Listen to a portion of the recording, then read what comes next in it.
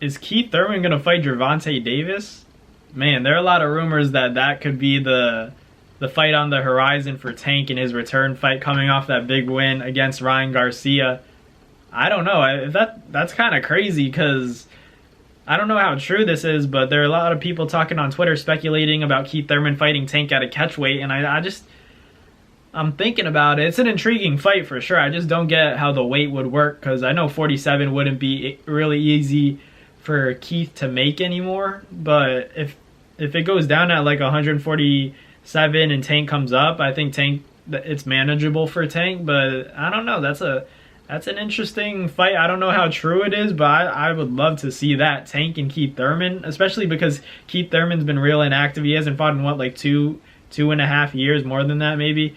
But Keith Thurman is a tremendous fighter. You know, he was one of those guys when it was like 2016, 2017, 2018. He was, you know, the top guy of the welterweight division. He was one of the big dogs. It wasn't Terrence Crawford was on the horizon, but it was really Keith Thurman, Sean Porter, and then Danny Garcia, a little bit below Manny and Floyd before they left. But like Keith was that guy. Let's not forget who he was, and I think that's a great fight for Tank. That'd be a big test for Gervonta Davis, and I think it could play out in a number of ways. It could be a firefight. You know, Keith Thurman's very explosive. Let's not forget. We know that he's been inactive. He's getting up there in age, but at the same time, the last thing to leave you is your power, and I think he's one of the most explosive fighters and biggest punchers in the sport of boxing. And then you put him against a guy who's from a lower weight division, but definitely carries that power in Gervonta Davis. And I think that Tank would give Keith Thurman a lot of problems, especially when he touches that body. And if he lands big shots, I don't know how well Keith Thurman would be able to take it because Tank can crack. But at the same time, Keith has a lot of experience. He's fought Manny, he's fought Sean, he's fought Danny Garcia. He's had a lot of big fights as well, so I'm curious to see how Keith Thurman and Tank would match up because I think that would be really telling for Tank. And a lot of people like to talk about Tank versus Shakur and Devin, Loma, Tio. I talk about those fights all the time. Great fights at lightweight 140, wherever you want to make the fight happen at. You know, that's fine. But going up that much weight against a guy, if he goes up to 147 and fights a guy like Keith Thurman, that's just as much of a test. That might be a bigger test. Carrying the power and then getting hit by a natural 147 pounder is no joke. There are weight classes for a reason. We know that. Going up not one but two weight classes to fight Keith Thurman, you know, who would be coming down. We all expected Keith Thurman to fight at 54 next if he were to return to the sport. Maybe 47, but it's not easy for him to make anymore. So Keith coming to 47 to fight Tank would be pretty crazy. And Calvin Ford hinted at a big name for Gervonta Davis, you know, locked in. It can't be Shakur, it can't be Devin because Shakur is locked in for De Los Santos in November. And then I think Devin Haney and Regis Prograis are locked in, apparently. Hopefully that goes through because we've heard, you know, iffy issues about that fight. But still, Keith Thurman and Tank, man, that's an easy fight to make. Not easy, I wouldn't say easy, you know, both guys need to get paid, but that's, you know, that's PBC. That's Al Heyman right there. He can easily make that fight happen. And, you know, I think it'd be a great fight for Keith Thurman. If he wins this fight, he gets all the credit in the world. And I don't think anyone can take anything away from him. Yeah, obviously, they're going to say there's going to be that narrative of, oh, you fought a guy who came up in weight.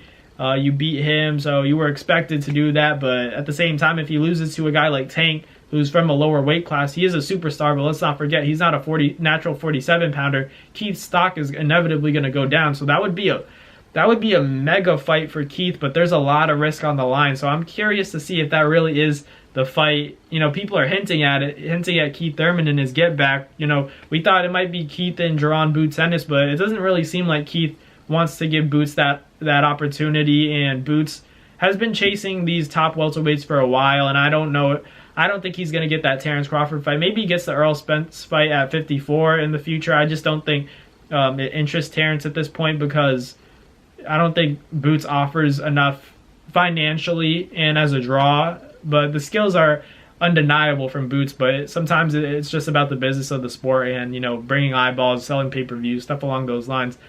So back to Keith Thurman.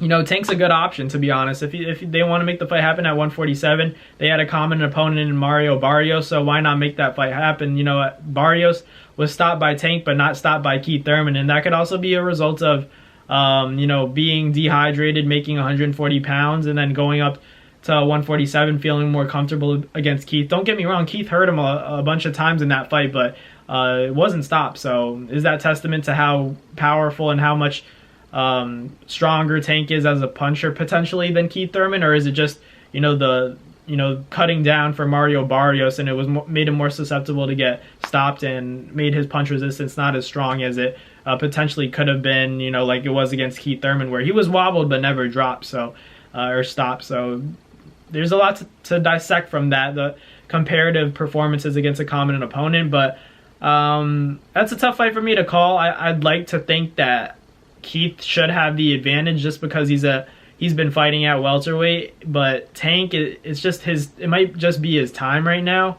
But I honestly think that's a competitive fight, because Tank hasn't been tested by a guy like Keith. He fought Ryan Garcia, but Keith is a vet in this game by now, and his age might play a role. But at the same time, Tank, I don't know if he's ever faced somebody like Keith, so that's a close fight in my opinion.